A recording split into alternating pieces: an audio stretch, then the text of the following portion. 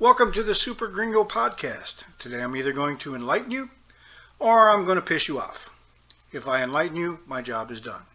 If I piss you off, you're too much of an idiot to be helped. The loony left. We're not teaching CRT in the public schools. Yeah, and you don't have fucking TikTok either. Yes, critical race theory is being taught in schools. A new survey of young Americans vindicates the fears of CRT's critics. To what extent, if at all, are critical race theory, CRT, and gender ideology being taught or promoted in America's schools? With little data available and no agreement about what constitutes the teaching of critical social justice, CSJ, ideas, the answer up to now has remained open to political interpretation. Motivated by the work of Manhattan Institute senior fellow and City Journal contributing editor Christopher F. Rufo, many on the right allege that CRT-related concepts such as systemic racism and white privilege are infiltrating the curricula of public schools around the country. Educators following these curricula are said to be teaching students that racial disparities in social economic outcomes are fundamentally the result of racism, and that white people are privileged beneficiaries of a social system that oppresses blacks and other people of color. On gender, they are being taught that gender ideology is a choice regardless of biological sex. But are the cases Rufo and others point to representative of American public schools at large, or are they merely outliers amplified by right-wing media? The response to these charges from the many on the left has been to deny or downplay them. CRT, they contend, is a legal theory taught only in university law programs. Therefore, what conservatives are up in arms about is not the teaching of CRT, but the teaching of America's uncomfortable racial history. But strong connections exist between the cultural radicalism of CRT and the one-sided decontextualized portrayal of American history and society that Democratic activists endorse. And these ideas have also influenced many Democratic voters. Indeed, according to a 2021 YouGov survey, large majorities of Democratic respondents support public schools teaching many of the morally and empirically contentious ideas to which opponents of CRT object.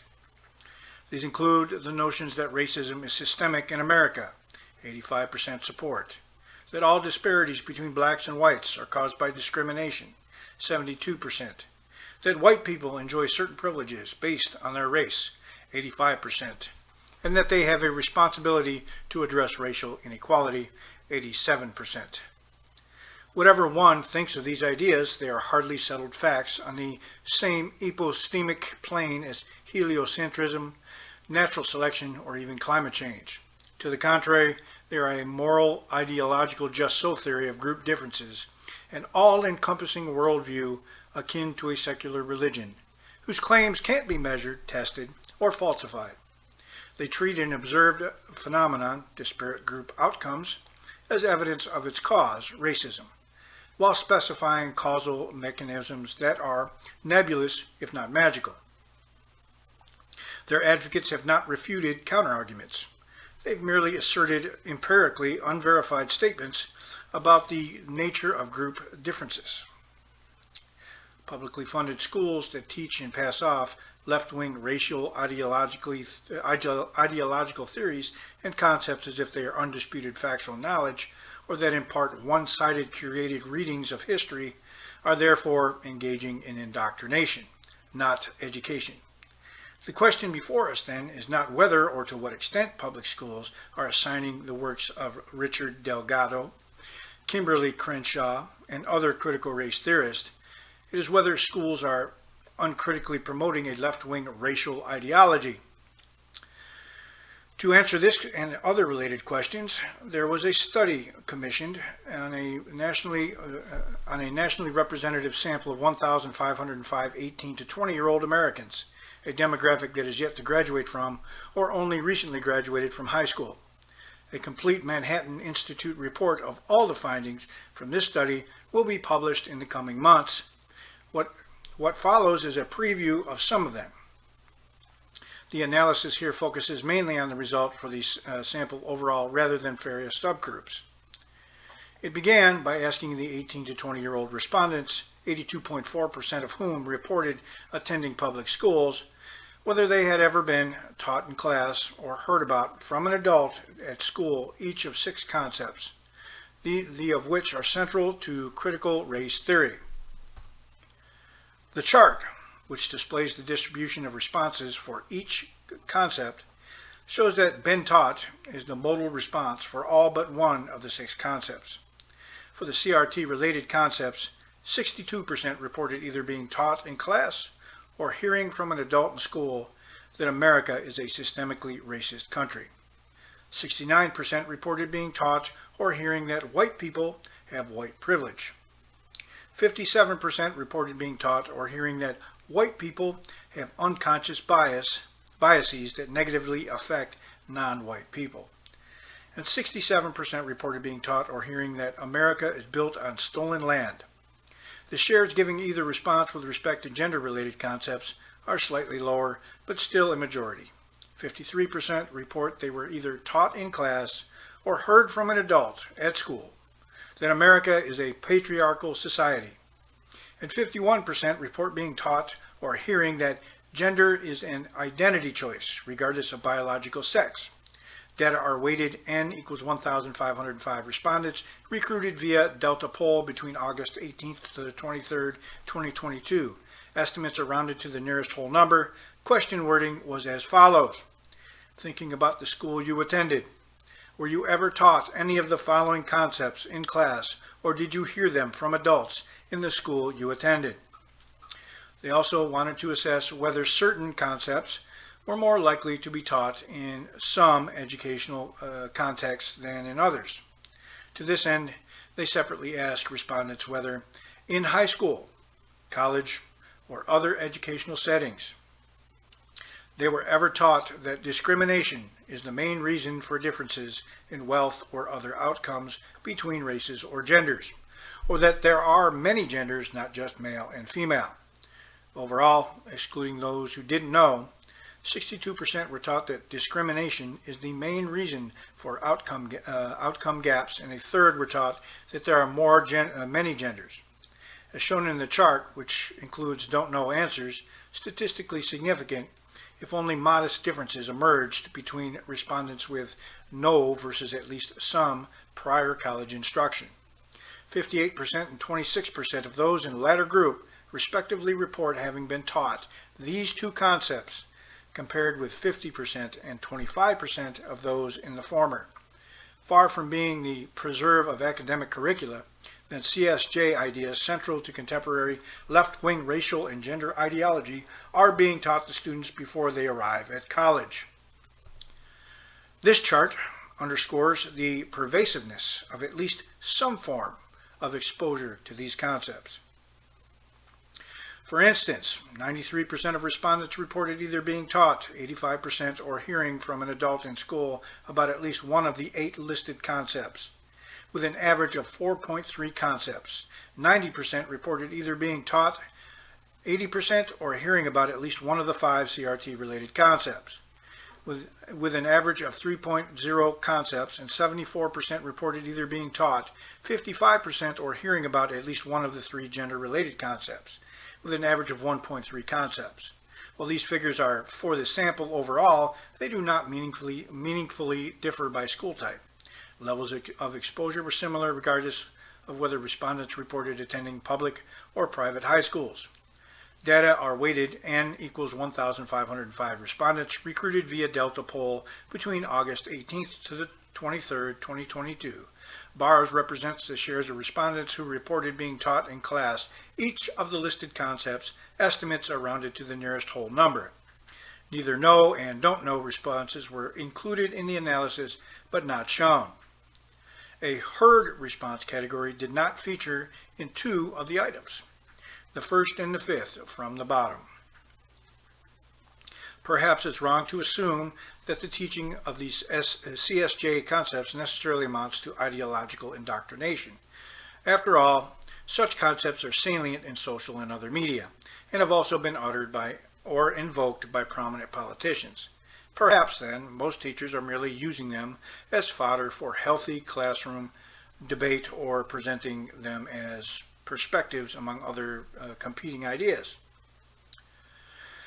Yet, the data suggests that this is hardly the majority experience. Specifically, they asked those who reported being taught at least one of the listed concepts in a high school class what, if anything, they were taught about arguments opposing them.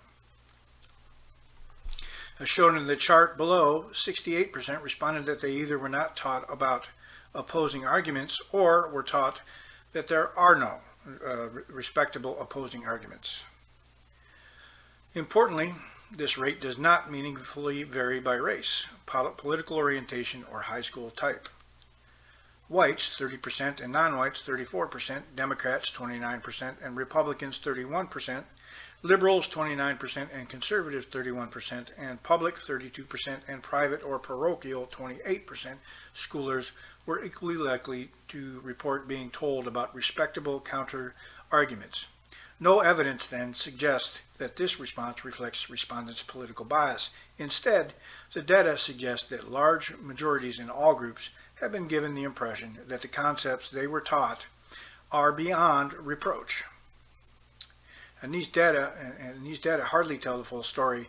In the forthcoming report, they additionally show that the number of concepts respondents report being taught is positively related to the probability of being told that opposing arguments are not respectable. If this isn't indoctrination, unwitting or otherwise, then what is it? Data are weighted n to 1003, estimates rounded to the nearest whole number, sample limited to respondents who reported being taught at least one of the 6 CRT-related and gender-related concepts. Respondents who gave a don't know response, n to 166, are excluded. Question wording reads as follows. When you were taught these concepts, what were you taught about? Arguments against these concepts. If this happened more than once, please think about the most recent time. The prevalence of students' classroom exposure to left-wing ideology concepts raises the question of its attitudinal effect. Are students who report receiving such instruction more woke than those who do not? Given the many other attitudinal influence with which any effective exposure must compete, there is ample reason for skepticism. At the same time, the respondents are in a phase of life in which, by accounts, social and political attitudes are malleable. The potential for exposure to shape-related attitude is plausible. In fact, in a dissertation chapter, one of us found that having white respondents read a short racially woke op-ed article led to 8 to 12-point increases, mostly via increases in collective shame and guilt, in support for race-based affirmative action, government assistance, and reparations to African Americans. If attitudinal shifts of this magnitude can be produced over a span of just minutes, what might be the effects of more protracted exposure? It's also fair to say that many educators incorporating such concepts into their instruction expect, or at least hope, that doing so makes a difference in the minds of students. Indeed, the notion that concepts like white privilege and systemic racism are solely taught for knowledge's sake strains credibility, especially when such instruction usually entails the omission or delegitimization of competing arguments. The hope instead seems to be that students will come to see white people as ultimately responsible for the creation and persistence of racial inequality, and that this realization will inspire support for race-conscious, equity-oriented policies. Perhaps this hope is ill-founded, but the data indicate otherwise. As an initial test, they examine whether those who report being taught a given concept are more likely to endorse it. For instance, the chart below shows that relative to those who reported they were not taught the related concepts, those who indicated they were taught were 14 points more likely to agree that black-white pay gap is mainly due to discrimination. 15 points more likely to agree that being white is one of the most important types of privilege in America. 23 points more likely to agree that white people have unconscious biases that negatively affect white people, and 29% points more likely to agree that America is built on stolen land. These differences, all statistically significant at the 99.9% level, persist after adjustments for a host of theoretically plausible alternative explanations, including race, political orientation, county rurality, county partisanship, county racial liberalism, and county school segregation. Data are weighted bars represents the share of respondents who gave an agree response to the statements shown in the legend. Estimates are rounded to the nearest whole number. Sample sizes for the have not been taught and taught groups are shown in parentheses. Respondents who gave either a heard about it from an adult at school or don't know responses are excluded from the analyses. The have not been taught group serves as the reference category for tests of statistical significance. If the effects of CSJ-related instruction were entirely limited to the above, its proponents would likely be disappointed. For what good is increasing agreement with CSJ-related concepts if that agreement doesn't translate to increased support for anti-racist policies? However, because such policies discriminate on the basis of race and can thus be regarded as unfair, increasing support for them, particularly among whites, may not be so easy. To this end, it's important that instruction increases the justifying belief that white people are to blame for, and thus are responsible for, rectifying black disadvantage. The next analysis thus examines whether the volume of CRT-related classroom exposure, which they define as the total number of CRT-related concepts respondents reported being taught in school from 0 to 5, affects attitudes towards white Americans and pro-black policies like affirmative action and race-based government assistance. First, they consider whether exposure to a large share of the 5 concepts increases agreement with the view that white Americans are ultimately responsible for the inferior social position of black people. Referring to the dark blue bars in that chart, this indeed appears to be the case. Support is lowest, 32%, among those who didn't recall being taught any of the 5 CRT-related concepts, the no exposure group. And agreement rises, albeit non-linearly, to a high of 75% among those who report being taught all 5 concepts. Adjusting for alternative explanations has a minimal effect on this 43-point difference in attitudes between those taught no CRT concepts and those taught all 5, which remains statistically significant.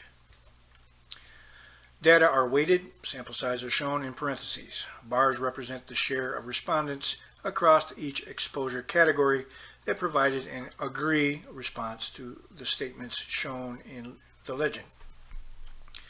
Estimates are rounded to the nearest whole number. The 5 CRT-related concepts encompass the following. 1. America is a systemically racist society. 2. In America, white people have white privilege. 3. In America, white people have unconscious biases that negatively affect non-white people. 4. America is built on stolen land. 5. Discrimination is the main reason for differences in wealth or other outcomes between races or genders. Those who didn't report being taught any of the 5 CRT-related concepts serve as the reference group for tests of statistical significance. They next consider whether exposure increases agreement with the broad brush generalization that white Americans are racist and mean, an item one of us has previously tested and used as an indicator of collective moral shame among whites. As denoted by the light blue bars, agreement with this statement begins at a low of 40% among those in the no exposure group and increases again non-linearly to a high of 72% for those who report being taught all 5 concepts. This difference remains significant when controlling for alternative explanatory variables. If greater CRT-related classroom exposure increases the endorsement of negative moral appraisals of white Americans, we'd also expect it to boost support for group-based policies that afford preferential treatment to African Americans, even when descriptions of such policies explicitly speak to the risk of discrimination against whites. As the measure of support for affirmative action adopted from the General Social Survey does, consistent with the prediction, the data show that support for the preferential hiring and promotion of black people falls to a low of 17% among those who reported hearing no CRT, while reaching a high of 44% among those who reported being taught all 5 CRT-related concepts. Similarly, the belief that the government should help black people versus the government should not be giving special treatment to black people is endorsed by 35% of those in no exposure group, compared with 43% of those who reported being taught one concept, 51% to 54% of those who reported being taught 2 of the concepts, and 72% of those reported being taught all 5 concepts. Again, a 30 to 40 point difference emerges between those who were not taught CRT material and those who received the maximum dose of it. Here, they should note that the above results are similar for white and non-white respondents alike. Even if not always the same degree, one relationship that is necessarily exclusive to whites, though, is that between exposure and white guilt, which is shown in the chart. Whereas 39% of whites who did not report any CRT-related classroom exposure indicated feeling guilty about the social inequities between white and black Americans. This share rises to about 45% among whites who reported being taught 1 or 2 CRT-related concepts, and to between 54% and 58% among whites who reported being taught 3 or more concepts. Data are weighted. Sample is limited to non-Hispanic white respondents. Sample sizes are shown in parentheses. Bars represent the share of respondents across each exposure category that provided an agree response to the statements shown in the legend. Estimates are rounded to the nearest whole number. Those who didn't report being taught any of the 5 CRT-related concepts serve as the reference group for tests of statistical significance. These findings indicate that those reporting being taught more CRT-related concepts are more likely to endorse negative moral appraisals of and to view white Americans as responsible for black disadvantage. Among whites, greater CRT exposure is also linked to higher levels of guilt over racial inequality. Finally, and perhaps consequently, greater CRT exposure predicts a higher likelihood of both white and minority young people supporting race-conscious policies that afford preferential treatment to African Americans.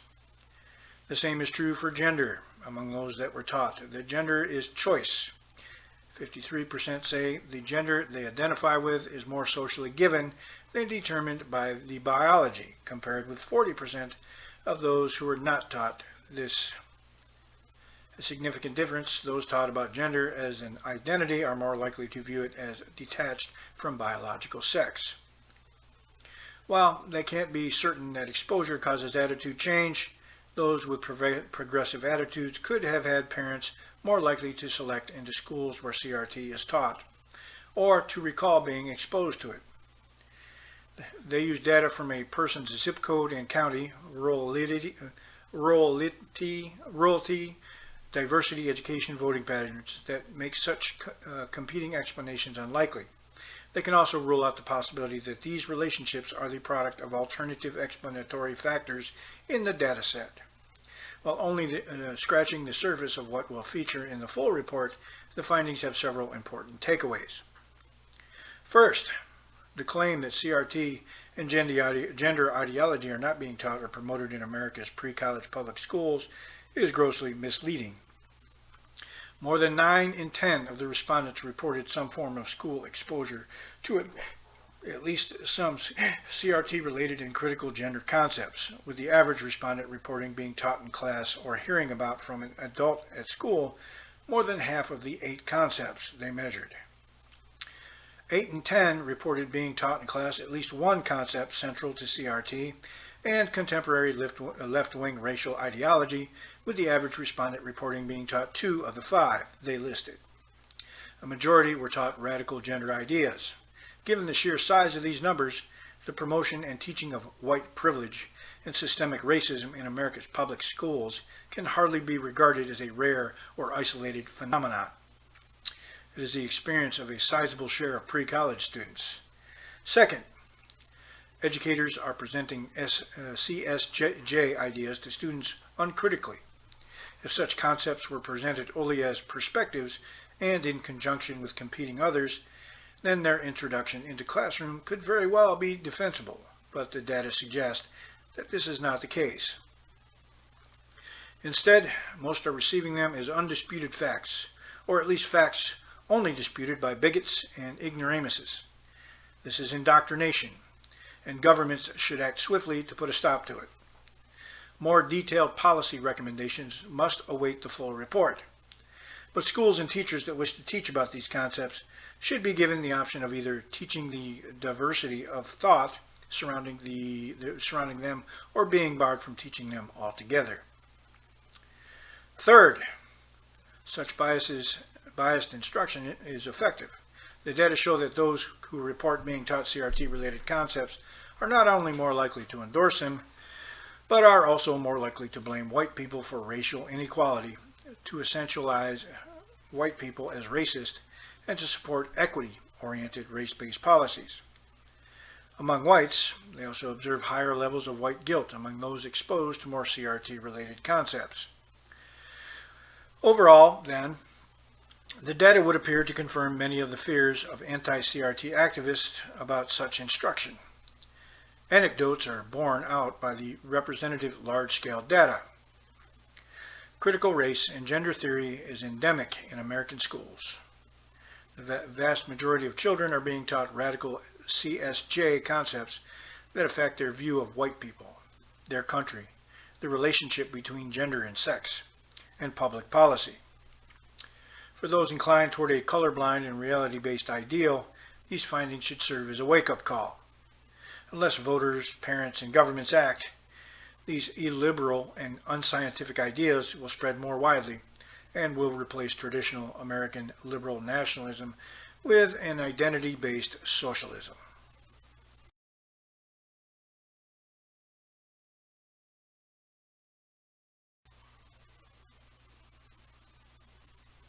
I want to read you something, just a quick little bit of history or a fucking wake-up call. By issuing the Declaration of Independence, adopted by the Continental Congress on July 4th, 1776, 13 American colonies severed their political connections to Great Britain. The Declaration summarized the colonists' motivation for seeking independence by declaring themselves an independent nation. The American colonists were able to confirm an official alliance with the government of France and obtain French assistance in the war against Great Britain. The Declaration of Independence throughout the 1760s and early 1770s, the North American colonists found themselves increasingly at odds with British imperial policies regarding taxation and frontier policy. When repeated protests failed to influence British policies and instead resulted in the closing of the port of Boston and the declaration of martial law in Massachusetts, the colonial government sent delegates to a Continental Congress to coordinate a colonial boycott of British goods. When fighting broke out between American colonists and British forces in Massachusetts, the Continental Congress worked with local groups, originally intended to enforce the boycott, to coordinate resistance against the British. British officials throughout the colonies increasingly found their authority challenged by informal local governments, although loyalist sentiment remained strong in some areas. Despite these changes, colonial leaders hoped to reconcile with the British government, and all but the most radical members of Congress were unwilling to declare independence. However, in late 1775, Benjamin Franklin, then a member of the Secret Committee of Correspondence, hinted to French agents and other European sympathizers that the colonies were increasingly leaning towards seeking independence. While perhaps true, Franklin also hoped to convince the French to supply the colonists with aid. Independence would be necessary, however, before French officials would consider the possibility of an alliance. Throughout the winter of 1775 and 1776, the members of the Continental Congress came to view reconciliation with Britain as unlikely, and independence the only course of action available to them. When on December 22, 1775, the British Parliament prohibited trade with the colonies, Congress responded in April of 1776 by opening colonial ports. This was a major step towards severing ties with Britain. The colonists were aided by the January publication of Thomas Paine's pamphlet, Common Sense, which advocated the colonists' independence and was widely distributed throughout the colonies. By February of 1776, colonial leaders were discussing the possibility of forming foreign alliances and began to draft the model treaty that would serve as a basis for the 1778 alliance with France. Leaders from the cause of the independence wanted to make certain that they had sufficient congressional support before they would bring the issue to a vote. On January 7, 1776, Richard Henry Lee introduced a motion in Congress to declare independence. Other members of Congress were amenable, but thought some colonies not quite ready. However, Congress did form a committee to draft a Declaration of Independence and assign this duty to Thomas Jefferson. Thomas Paine, Benjamin Franklin, and John Adams reviewed Jefferson's draft. They preserved its original form, but struck passages likely to meet with controversy or skepticism, most notably passages blaming King George III for the transatlantic slave trade and those blaming the British people rather than their government. The committee presented the final draft before Congress on June 28, 1776, and Congress adopted the final text of the Declaration of Independence on July 4th.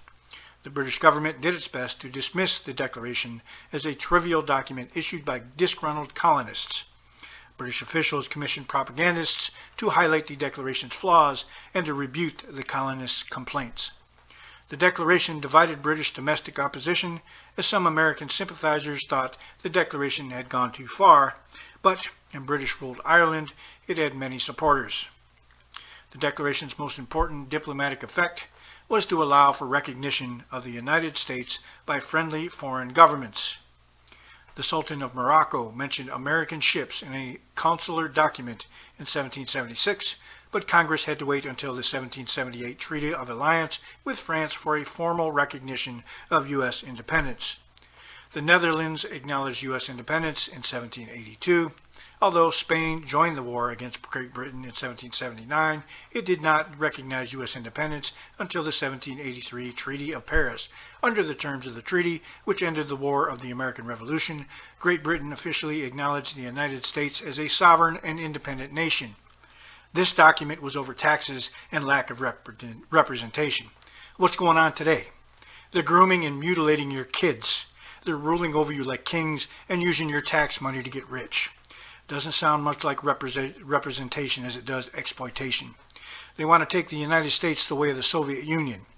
The first thing alone should be enough to do something, don't you think? They're killing your kids. But hey, whatever. You do what you want. I'm just giving you some historical information.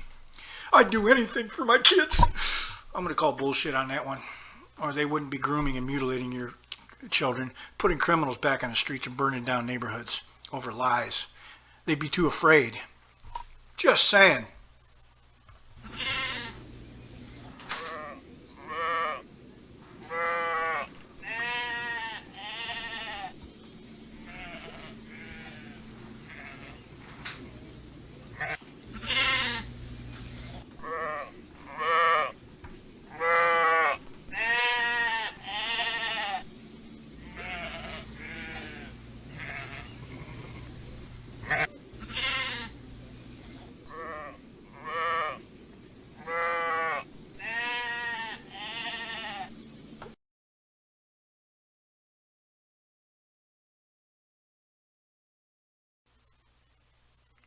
For the last 2 or 3 days, every looting leftists have come out of the woodwork since this last shooting over shit they know nothing about.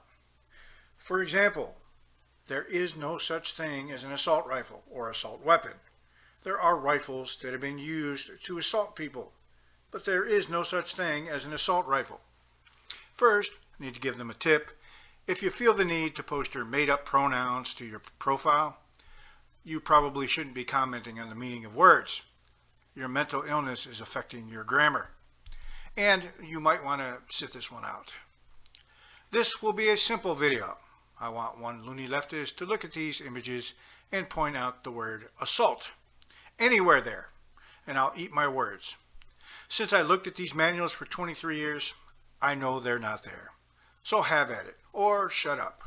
Assault rifle, noun, made-up term to elicit a prescribed response from the uneducated masses.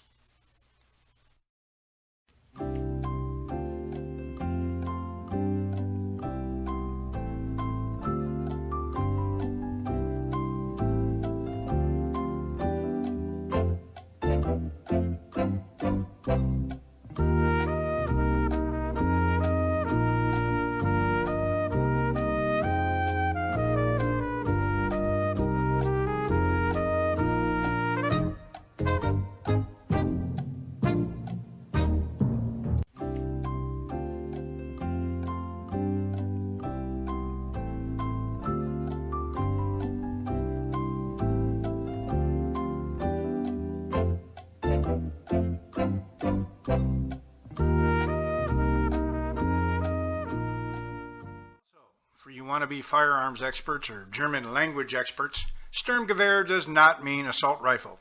It literally translates to Sturm, storm, and Gewehr, rifle. No one in the history of man and warfare has ever used the word assault rifle until the loony left to scare people.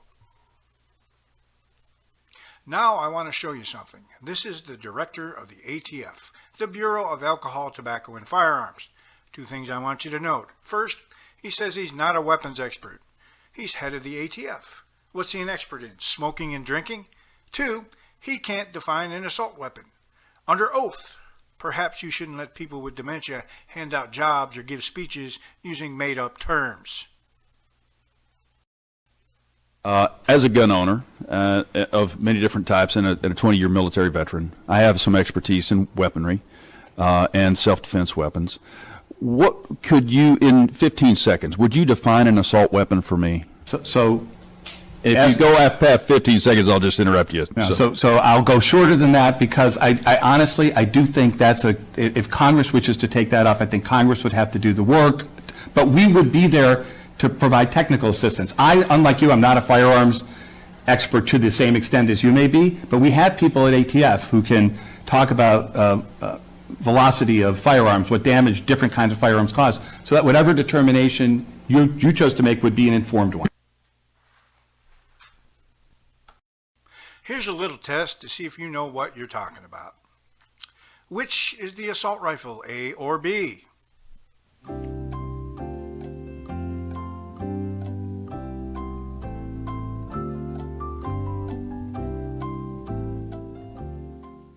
Neither. They're both the same rifle. They both fire the same ammunition. They both have the same operational characteristics. It's just one is a certain color and has plastic on it. They're both a semi-automatic rifle chambered in .223. A.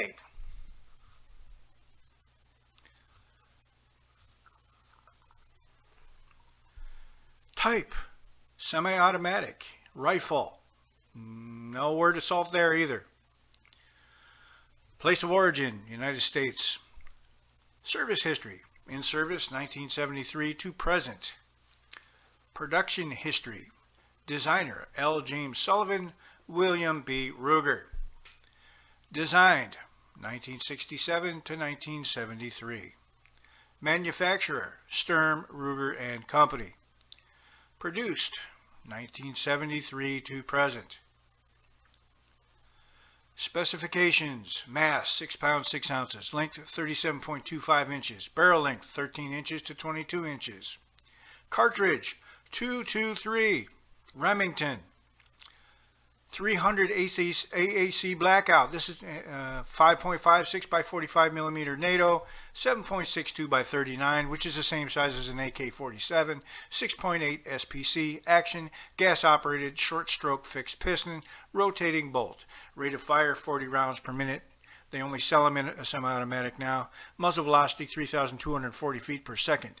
Effective firing range 200 yards. Feed system 5 to 30 round factory box magazines. Sights, iron sights. This gun is actually more dangerous. It can fire larger rounds, the 300. B. AR-15 carbine. That's the picture shown. Type semi-automatic rifle. Again, no assault. Place of origin, United States. Production history, designer, Eugene Stoner, Jim Sullivan, Bob Fremont, manufacturer, Colt. Specifications, barrel length, 20 inches standard, 16 inches for the carbine, which you see in the picture, 24 inches for the target barrel. Cartridge, 223 Remington, 5.56 45 millimeter NATO. Action, direct impingement. Effective firing range 500 meters. Feed system issues 5, 10, 20, 30 round Stanag magazines. Sights fixed adjustable front and rear iron sights. Detachable carrying handle with adjustable rear iron sight assembly. Picatinny rails, which allows the use of various scopes and sighting devices. Alright, here's one for you now, you idiots. Is A now an assault rifle? No, it's the same fucking rifle with just a bunch of useless shit put on it.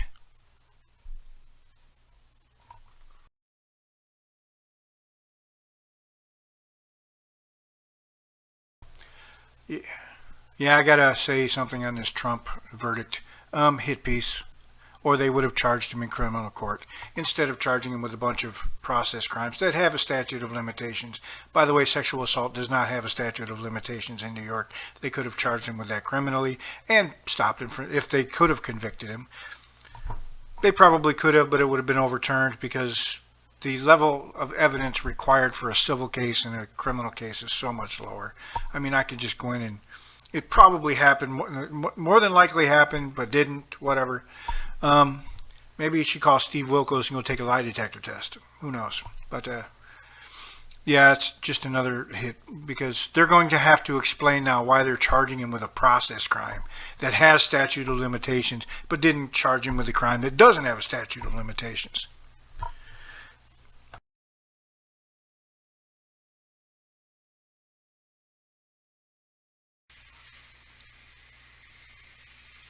The loony left's attempts at justifying their mental illness includes dragging people with legitimate physical ailments into their argument. So this will end this week's podcast for basically pointing out what dicks they are. I'm not going to go through an entire forensic pathology class, just going to cover anomalies for you. My favorite was the last idiot who told me that they took a college-level biology class in high school, and what about hermaphroditism? Well, they must have missed the anomaly day in biology class. After I gave the CRT drone this information, they took their comment down and blocked me. So, let's discuss sex abnormalities. Klinefelter syndrome, XXY, and XYY syndrome are the sex abnormalities associated with male DNA. Klinefelter syndrome, XXY, is the most common human sex chromosome disorder. Approximately 1 in 500 to 600 males is born with an extra X chromosome. The prevalence rate is 5 to 20 times higher in males who are mentally challenged than in the general male population.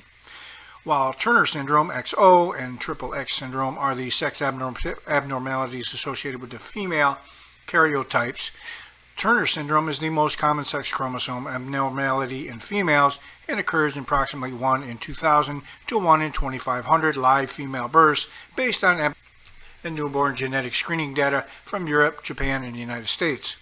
Triple X syndrome, also trisomy X or 47 triple X, is a genetic disorder that affects about 1 in 1,000 females.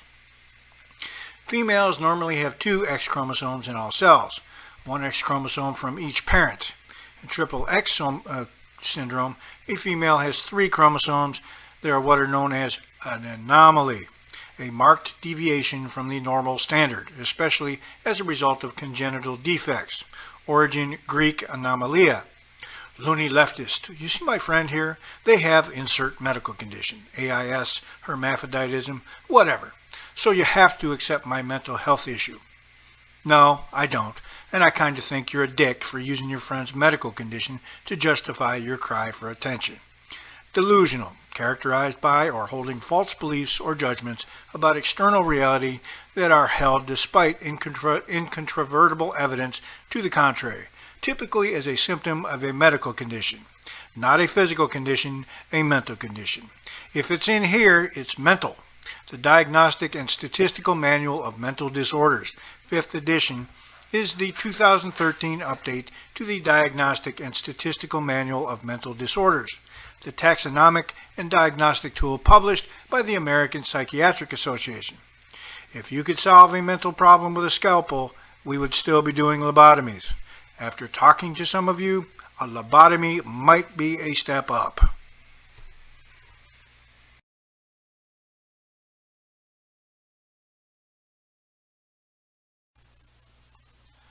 Here's a new batch of the loony leftist child groomers. Now this first one just screams mental stability with a great amount of medical knowledge. Nope, nothing wrong with this one. Well, nothing wrong that a shit ton of lithium wouldn't cure. What are hormone blockers and how do they affect your body? Well, I'm glad you asked. Hormone blockers are a series of injections and or an implant that you can have put in your arm that temporarily pauses puberty. What do you mean temporarily pauses puberty? For people assigned male at birth, puberty blockers will decrease facial hair and body hair growth, prevent your voice from getting deeper, and will limit eggplant growth. And for people assigned female at birth, hormone blockers will prevent boobie growth and getting your period. No more periods. Hey! However, once you stop taking puberty blockers, your body will then go into puberty, and that's why it's only temporary. Thank you, Ryan. Thank you, Elaine. Thank you, Heritage Foundation.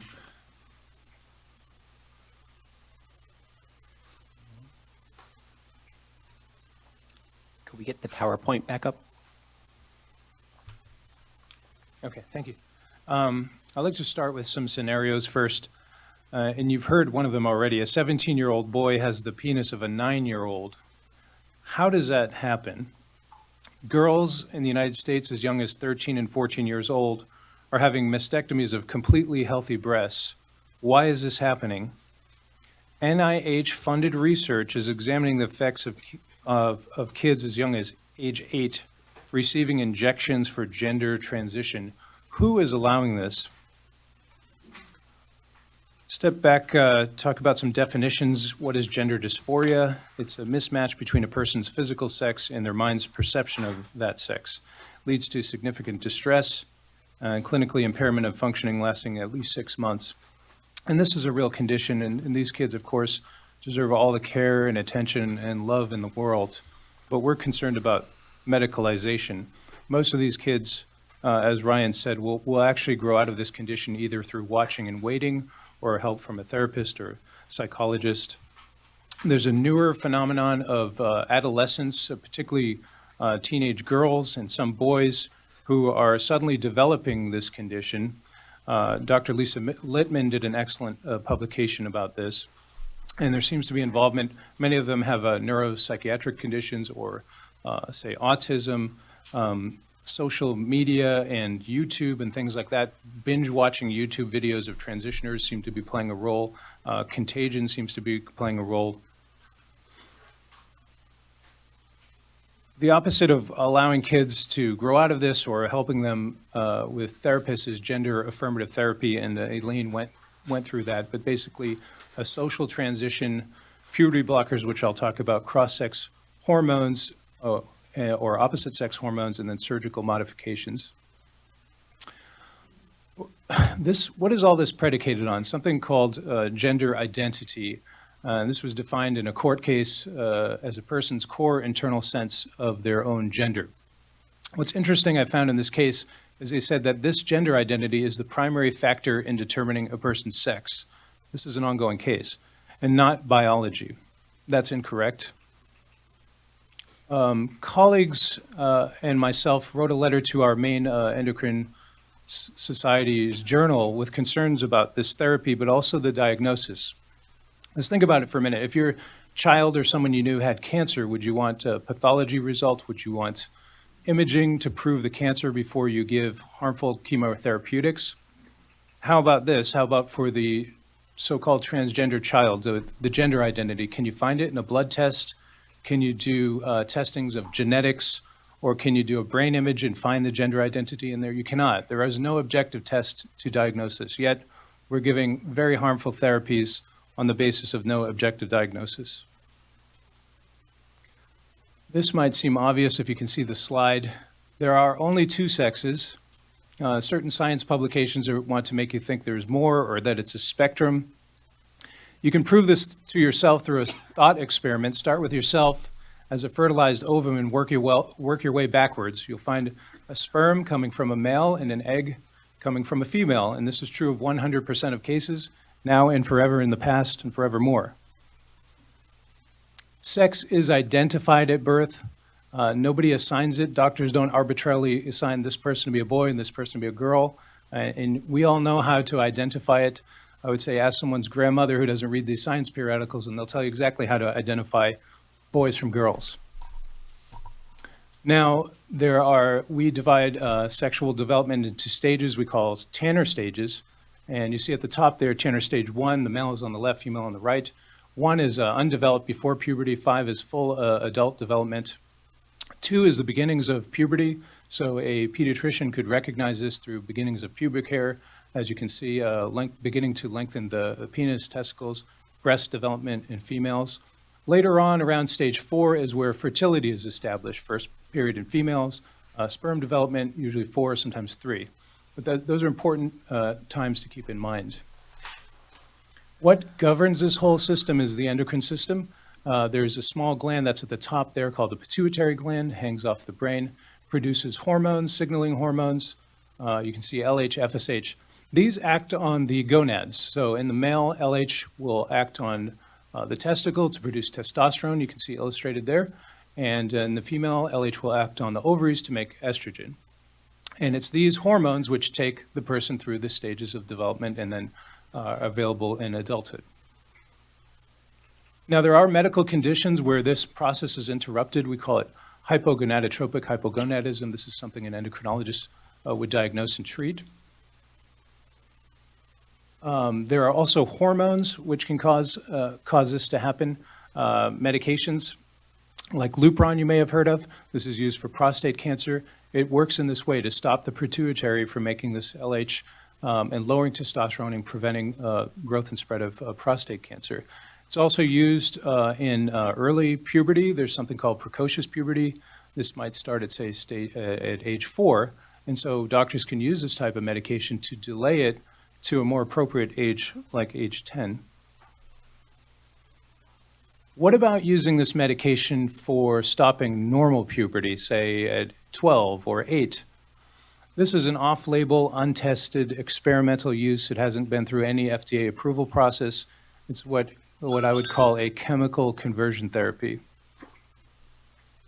You can see here illustrated our endocrine society is recommending for these kids to stop puberty at Tanner stage 2, which is just the very beginnings of puberty. And you can see they will not proceed through the other steps of puberty. This is what leads to infertility because they don't establish fertility. Other problems of sexual dysfunction. On the I Am Jazz show, Jazz says, I don't have any sexual sensation. I don't have any orgasm. This is because puberty was stopped at this stage and never allowed to go forward. Okay. How young of an age are we talking about? For puberty blockers, you can listen here to Ilana Scherer of UCSF Pediatrics. As far as starting blockers, generally blockers are started at the first signs of puberty. It often can start like as early as like 8 at times, or 9. And so those are kids who are going to be like in 3rd or 4th grade. So in case you didn't hear, 8 or 9 years old, 3rd or 4th grade, and think of what you were doing or your kids at age 8, maybe building a snowman, maybe talking to snowmen, maybe thinking you were a cat or a fairy, something like that. Do we really know that the girl thinks he's a boy? Is really that the case? Is this the appropriate time to be starting these medications? More side effects, I went through some of them. You're going to disrupt the normal brain development that's happening with the sex-based hormones. It actually disrupts normal bone development because the sex hormones are important, so osteoporosis is a future risk. There are also neuropsychological effects. You can go yourself and look up the side effects of, say, Lupron. You'll see emotional lability, nervousness, anxiety, delusions. It even says monitor for development of worsening of psychiatric symptoms. Use with cautions in patients with a history of psychiatric illness. I've already said many of these adolescents have neuropsychiatric conditions. Professor Michael Biggs at Oxford, through Freedom of Information Act, found out what was going on in their Tavistock clinic.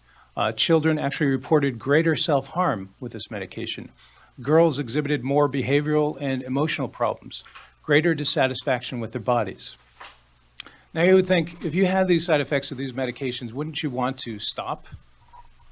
Well, eventually they do stop, but they found that the limited studies they have, 100% end up going on, up to 100% going on to cross-sex hormones, which is the next.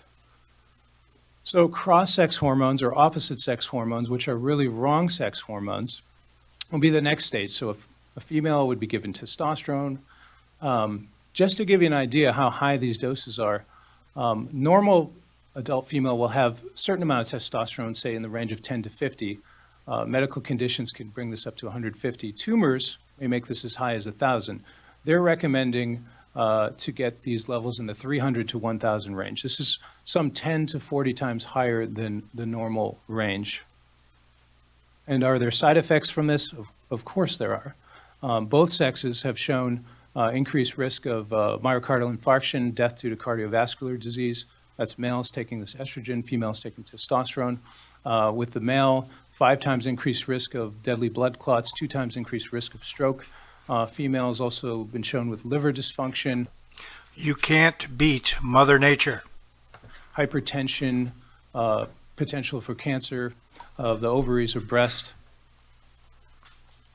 I want to make this clear. There's no FDA approval for either of these medications for this use. And even at the UCSF pediatric site, it explains there, that's highlighted, that there is no FDA approval for this, but they're looking to get it through doing experiments. Here's another example. So the next stage is surgical conversion therapy. This is a female who had a mastectomy, and you can see the drain tubes there. People have said, you know, isn't this a male, Dr. Laidlaw? And I'm looking at the male pattern abdominal hair and the 5 o'clock shadow. These are the direct results of high-dose testosterone. This is from a publication. Dr. Johanna Olson Kennedy is doing a 5-year, $5.7 million got a grant for research to study these hormones. One of the publications shows mastectomies done on girls, and you can see there is a couple of 13-year-old girls having mastectomies of completely healthy breasts, 14, there's 5, and so forth. Now, can a person of 13 or 14 consent? Do they know what really that they want breasts later on in life? Can they get them back again? Let's hear what Dr. Olson Kennedy has to say about that. So what we do know is that adolescents actually have the capacity to make a reasoned, logical decision. And here's the other thing about chest surgery. If you want breasts at a later point in your life, you can go and get them. If you caught that, she said, if you want breasts later in life, you can just go and get them. Is that correct? Can you just get a new organ, mail order it, have surgeons put it in? You cannot.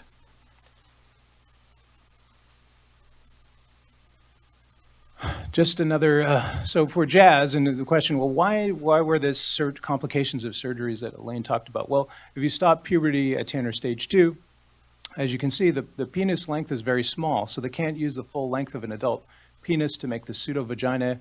On the right, it just shows a section of colon or large intestine being put into place to make this false vagina. So that's why this is happening as a direct result of puberty blockers. So what's the bottom line on this child-adolescent affirmative therapy? We don't know long-term outcomes. I've told you already some short-term problems, but it hasn't been tested from childhood forward. Medications are being used off-label without proper FDA risk assessment profile. The quality of evidence, if you look at the Endocrine Society's own guidelines on this for children and adolescents, it says right in there, it's low to very low quality evidence. This whole thing is an experiment on children. We're ignoring the voices of desisters and people who have come out of this and recognize their sex. And the NIH is allowing unethical research to be conducted on children and adolescents, in my opinion. And so myself and colleagues used Freedom of Information Act to get more information about this research study, Johanna Olson Kennedy at Children's Hospital Los Angeles, and found that in 2017, they actually lowered the minimum age for cross-sex, wrong-sex hormones. It was 13. They lowered it down to 8 years old. So imagine giving 8-year-old girls testosterone. They're in 3rd or 4th grade. This is unbelievable, but this is going on, and you can see where I pulled the reference. Now the question is, how young is too young? Before they were giving cross-sex hormones at 16, then it was 12. Now it's 8. And I look at this as an endocrinologist and say, you know, there is another way to stop puberty if you don't want to use these medications. Just remove the testicles and the ovaries. You could do it at age 4, for example. Remove the gonads. How could a 4-year-old possibly consent to this? And I was accused of you know, the slippery slope when I said that. But we're already down the slope. We're already down the slope. And who's going to stop this? Who will speak up for these children? And all of us need to speak up. Thank you.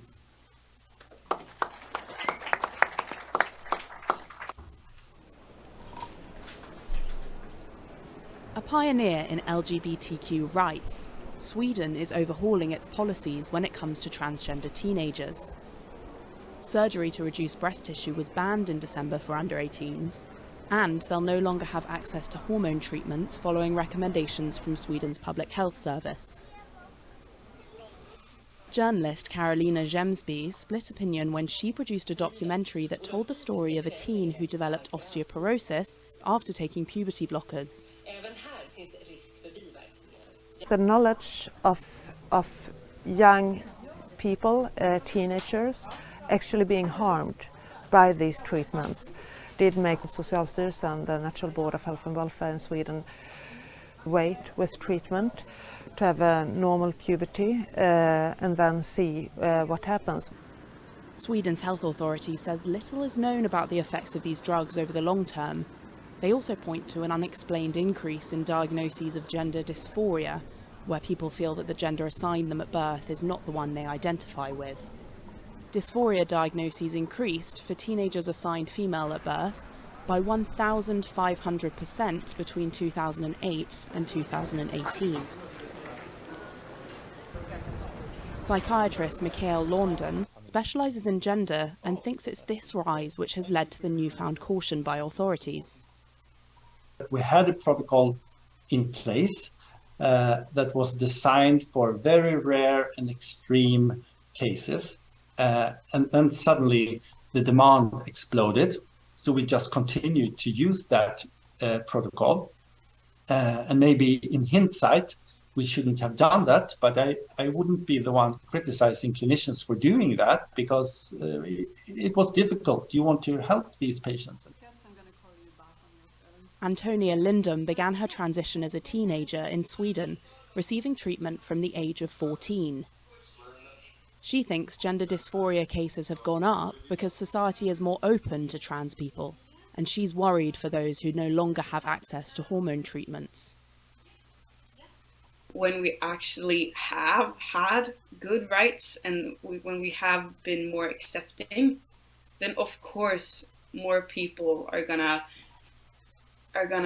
say, hey, this is me also, because there's not a threat anymore. Hormones save lots of people. And I do feel upset that we don't, like, that if I were to come out, if I was 13 right now, then I wouldn't have a chance. While teenage hormone treatment is coming in for public scrutiny in Sweden now, the country isn't alone in rethinking its rules. Neighbouring Finland started limiting access to treatment for teenagers in 2020, and France has called for great caution using hormone treatments on young people. As policies are revisited, LGBTQ youth representative Elias Fjällonder says the health system has to better help trans teens when they seek care. If there is a need for a longer process of investigation for some people, that should be the case. If for some individuals you might need time to think about whether you want some form of gender affirming care or not, that is time that obviously should be given to you.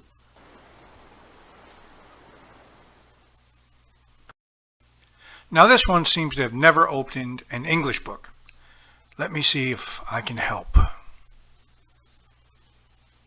Happy Pride, everybody. I already mentioned this in my story, but I've added a new set of pronouns to the pronouns that I'm comfortable being called.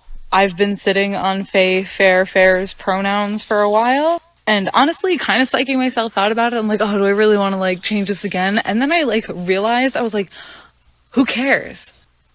If I decide that I don't like them, I can just stop using them. My other thing about this new set of pronouns is that I would only like for queer and trans people to use them for me. Cis-het people, they, them. Queer and or trans people, you can use they, them, or fair. It's all good with me. I'm excited because fair pronouns make me feel very affirmed in my not feeling like a person. Let me see if I can help here. Okay, you're an I or a you. And if someone's talking about you, they say he, she, or it. Seeing this person on this video, I would go with it. If there's a large group of you who are mentally ill, we say we.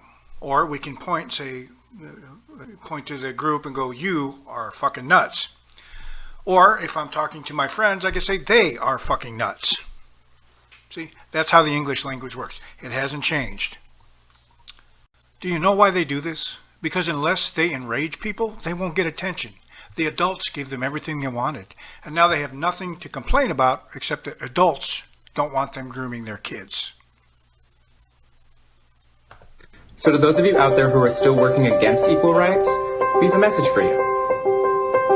You think we're sinful? You fight against our rights. You say we all lead lives you can't respect. But you're just frightened. You think that we'll corrupt your kids if our agenda goes unchecked. Funny, just this once, you're correct.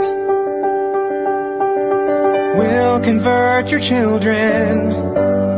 Happens bit by bit, quietly and subtly, and you will barely notice it. You can keep them from disco. Warn about San Francisco. Make him wear pleated pants, we don't care.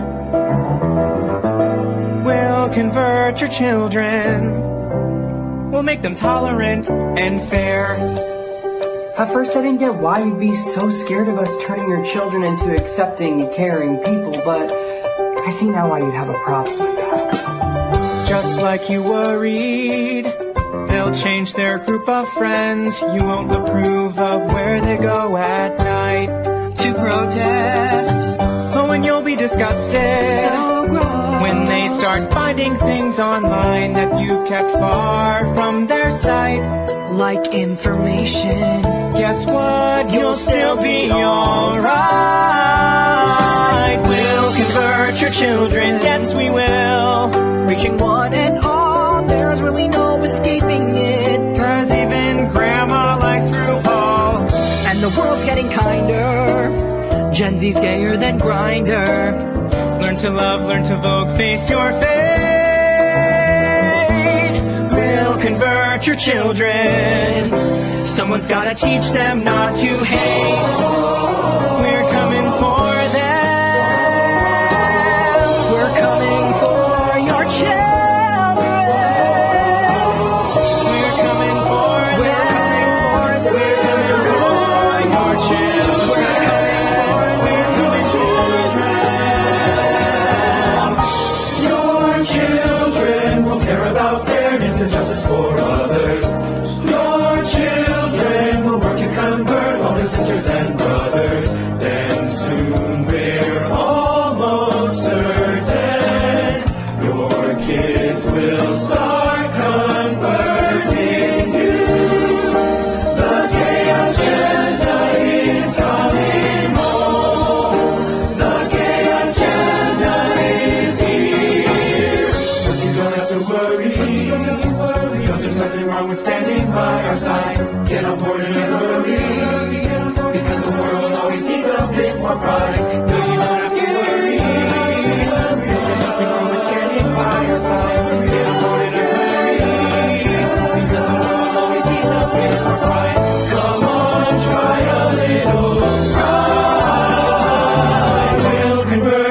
children. Then we'll turn to you, giving up the fear inside. It's freeing like you never knew. Go and see San Francisco. Go and turn up that disco. You'll forget you were ever upset. We'll convert your children and make an ally of you yet. We'll make an ally of you yet. We'll make an ally of you yet.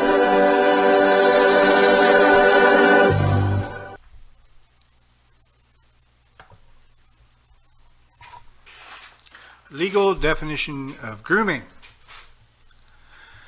Grooming is when a person builds a relationship with a child, young person, or an adult who's at risk so they can abuse them and manipulate them into doing things.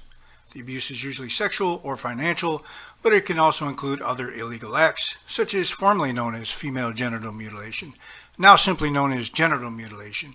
Genital mutilation is a violation of the human rights of children. There is evidence suggesting greater involvement of healthcare providers in the practice. This is known as medicalization. The World Health Organization is opposed to all types of gender mutilation and is opposed to healthcare providers performing genital mutilation.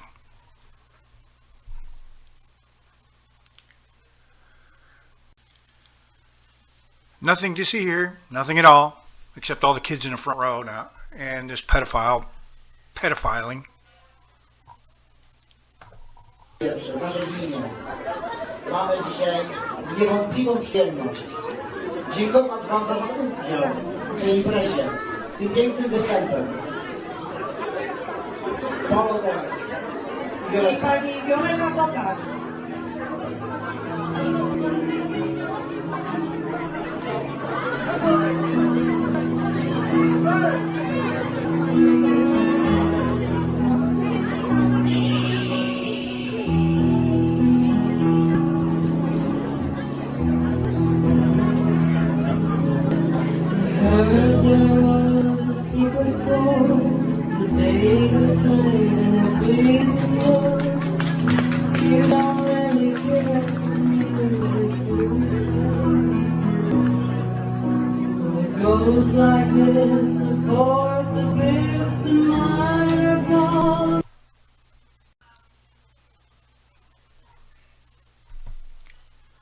I don't know about most of you, just thinking out loud. If what I'm doing would get me shanked in prison, would you go on television and tell everyone you're doing it? Am I weird? We are grooming the new generation of Americans to be fully embracing of diversity and inclusivity.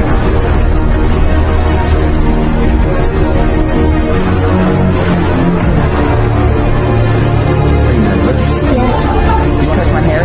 No. And for the children, the grooming of the next generation. That's the whole goal, is to make kids that aren't used to seeing something like me more comfortable to seeing it. And shake your butt, shake them, shake them, shake them, shake them, shake them.